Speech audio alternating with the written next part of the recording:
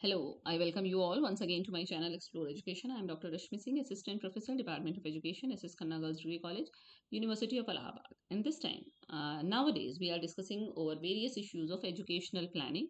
We have discussed meaning, nature, and scope of educational planning. We have discussed three approaches to educational planning, that is, manpower requirement approach, rate of return approach, and social demand approach. And now it is the turn off kinds of educational planning, यानी कि शैक्षिक नियोजन कितने प्रकार का होता है या उसको आप किस किस आधार पर वर्गीकृत कर सकते हैं, होता तो कई प्रकार का है। तो educational planning is the systematic process of defining educational goals, formulating strategies and allocating resources to achieve desired educational outcomes. यानी कि शैक्षिक नियोजन एक सिस्टमैटिक प्रक्रिया है जिसमें कि आप शैक्षिक उद्देश्यों को, शैक्षिक लक्ष्यों को डिफाइन करते हैं, स्ट्रैटेजीज बनाते हैं और रिसोर्सेज को एलोकेट करते हैं कि आप वांछित शैक्षिक आउटकम को कैसे पाएंगे, जो आप चाहते हैं पाना उसको आप कैसे पाएंगे, उसके लिए रिसोर्स कैसे एलोकेट किए जाएंगे।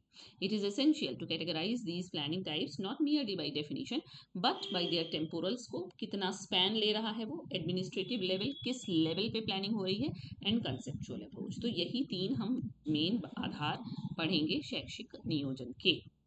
तो अगर हम टेम्पोरल स्कोप के हिसाब से क्लासिफिकेशन देखें, मतलब कितने टाइम स्पैन के हिसाब से हो रहा है, तो आपको मिलेंगे तीन: long term planning, medium term planning और शॉर्ट टर्म प्लानिंग। तो this classification determines how far into the future the planning stretches and the level of flexibility with in the plan. ये बताता है कि कितनी दूरी का आपने प्लान बनाया है और उस प्लान में कितनी फ्लेक्सिबिलिटी है। तो पहला है लॉन्ग टर्म या पर्सपेक्टिव प्लानिंग, ये कम से कम 5 से 10 साल का होता है। It focuses on overarching goals, national education policies and structural reforms. तो इसमें राष्ट्रीय शैक्षिक नीतियां आती हैं, संरचनात्मक सुधार आते हैं, क्योंकि ये लंबे स्तर का ड्यूरेशन इसका ज़्यादा है।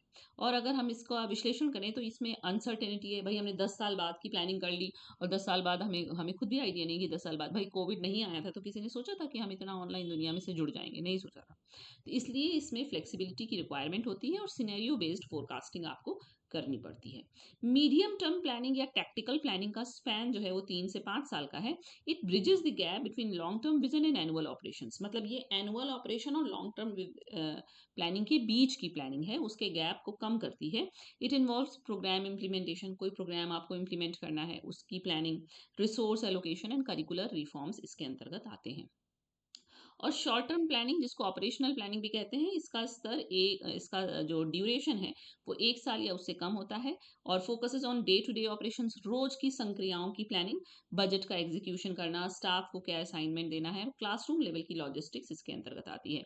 अगर इसकी एनालिसिस करें तो हाईली डिटेल्ड है, क्योंकि रोज का रोज आपको है ऑपरेशन की प्लानिंग करनी है, तो आपको एकदम सुनिश्चित करना पड़ेगा कि कौन सा काम कैसे कहाँ होना है, और इफिशियंसी और इमीडिएट एक्शन पर इसका फोकस होता है। और अगर एडमिनिस्ट्रेटिव लेवल पे देखें तो ये स्कोप है कि स्कोप कहाँ कहाँ तक है, मतलब विषय क्षेत्र इसका क्या है।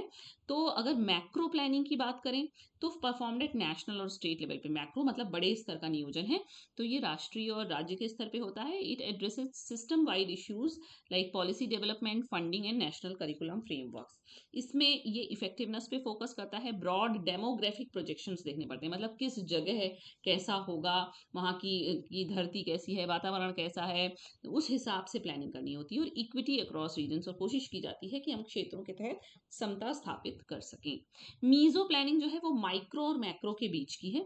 ये रीजनल लेवल की प्लानिंग होती है। इसमें नेशनल पॉलिसीज को लोकल नीड्स के हिसाब से बनाया जाता है। भाई राष्ट्रीय शिक्षा नीति हो गई, लेकिन राष्ट्रीय शिक्षा नीति को हर रीजन, हर डिस्ट्रिक्ट एकदम डिट्टो वैसे ही कॉपी नहीं कर पाएगा, उसको अपने लोकल कंटेक्स्ट के हिसाब से थोड़ा बहुत उसमें चेंज करना पड़ेगा। रिसोर्स का डिस्ट्रीब्यूशन और कोऑर्डिनेशन पेस पे फोकस रहता है। और माइक्रो प्लानिंग में क्या है, जो कि इंस्टीट्यूशनल प्लानिंग, इंस्टीट्यूट अपने लेवल पे जो प्लानिंग करता है वो माइक्रो प्लानिंग है। Takes place within individual schools और कॉलेजेस, आपके कॉलेज स्कूल के अंदर जो प्लानिंग चल रही है वो इंस्टीट्यूशनल प्लानिंग है। इसमें क्या क्या आता है, इंफ्रास्ट्रक्चर आता है, कम्युनिटी से आपके कैसे संबंध है ये आता है, स्कूल या कॉलेज या जो भी इंस्टीट्यूट है उसका डिसिप्लिन और स्टाफ का डेवलपमेंट आता है। Key to effectiveness because it focuses on local needs, data and active participation, इसमें भी एक्टिव पार्टिसिपेशन की जरूरत है क्योंकि इंस्टीट्यूशन के भीतर हो रहा है। और grass root planning, specific form of micro planning involving the lowest unit such as village level planning और कम्युनिटी बेस्ड एजुकेशनल इनिशिएटिव्स। यानी कि माइक्रो ग्रास रूट, एकदम जमीन से जुड़ी हुई समुदाय से आधारित शैक्षिक इनिशिएटिव या ग्रामीण एकदम गांव गांव के स्तर की प्लानिंग, ये ग्रास रूट प्लानिंग है ना। और अगर नेचर और फंक्शन के हिसाब से वर्गीकरण करें तो प्लानिंग है स्ट्रैटेजिक प्लानिंग। भाई आप स्ट्रैटेजी बना रहे हैं, लॉन्ग टर्म है, हाई लेवल प्लानिंग है that defines the mission, vision and strategic direction to gain a competitive advantage, ये स्ट्रैटेजिक प्लानिंग है। ये मतलब कि this classification defines the purpose and nature of the planning effort, किस आप effort किधर की ओर ले जा रहे हैं अपनी प्लानिंग का। तो लॉन्ग टर्म एफर्ट है, हाई लेवल की प्लानिंग कर रहे हैं, हमने मिशन तय किया है, हमने अपना विजन तय किया है, ये सब। और ऑपरेशनल प्लानिंग एक बार पहले भी हो चुका है, शॉर्ट टर्म प्लानिंग को भी ऑपरेशनल प्लानिंग कहा गया, कि आप डे टू डे एक्टिविटी जहां प्लान कर रहे हैं वो ऑपरेशनल प्लानिंग है। मतलब एकदम रोज का रोज, आज इस रूम में ये फंक्शन कराना है, ये लॉजिस्टिक की जरूरत होगी, ये supporting strategic goal through specific task and budgetary limitations या यूनिट्स। ठीक है।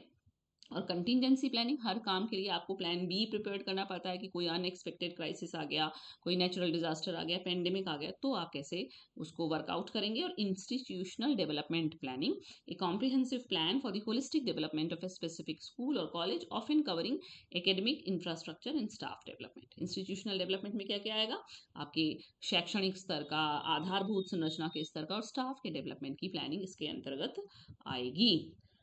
तो फंक्शनल टाइप्स के हिसाब से हम क्या कर सकते हैं कि with in an institution educational planning is further divided into functional areas. भाई 3 लेवल की प्लानिंग होगी, कोई भी कॉलेज इंस्टीट्यूशन होगा।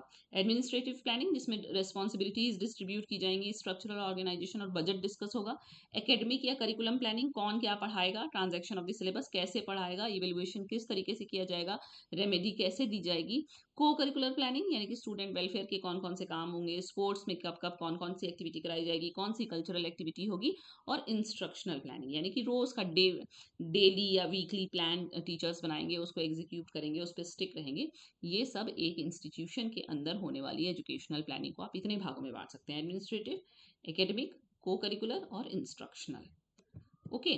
So effective educational planning is never a single type, हम कभी भी एक केवल तरीके की प्लानिंग नहीं होती है, but A blend of these categories. हम कहीं लॉन्ग टर्म भी होते हैं, कहीं इंस्टीट्यूशनल होते हैं, कहीं स्ट्रेटेजी बना रहे होते हैं, कहीं ऑपरेशंस के लिए प्लानिंग कर रहे होते हैं। A comprehensive plan must be strategic, long term तो होना ही चाहिए at the macro level, by being responsive, लेकिन उसको रेस्पॉन्सिव भी होना चाहिए माइक्रो या institutional at the grass root level पे। The most effective planning is iterative, यानी कि जो इमर्ज हो, constantly reviewing data from monitoring and evaluation, यानी कि हम फ्लेक्सिबल हों, हम डेटा को इवेल्युएट करते रहें, मॉनिटर करते रहें और उस हिसाब से अपनी प्लानिंग में चेंज करते रहें, and adjusting based on changing societal needs, social demand and economic realities, man power requirement, इसमें सब आ गया, मैन पावर रिक्वायरमेंट आ गया, सोशल डिमांड आ गया, है ना। तो एक अच्छा नियोजन, एक अच्छा शैक्षिक नियोजन तब कहा जाएगा जो ज़रूरत के हिसाब से आप चेंज होते रहे और बहुत तरीके का ब्लेंड हो। ये नहीं कि सिर्फ लॉन्ग टर्म है या सिर्फ इंस्टीट्यूशनल है, नहीं, जहाँ ज़रूरत पड़ेगी लॉन्ग टर्म भी करेंगे। भाई हर इंस्टीट्यूट का अपना एक मिशन है, अपना एक विज़न है, उसके लिए वो मिशन करते हैं, मिशन स्थापित करते हैं उसके लिए। तो ये सारे कुछ का ब्लेंड जब आप करेंगे तो एक बढ़िया शैक्षिक नियोजन होगा। ओके, तो ये सिंपल टॉपिक था, आसान टॉपिक था, लेकिन फिर भी मैटर इज़ मैटर। इसके लिए भी अगर बिना पढ़े जाएंगे और मैटर नहीं होगा तो क्या लिखेंगे एग्जाम में। So I have covered this one too. So thank you and don't forget to like and subscribe my channel, Explore Education.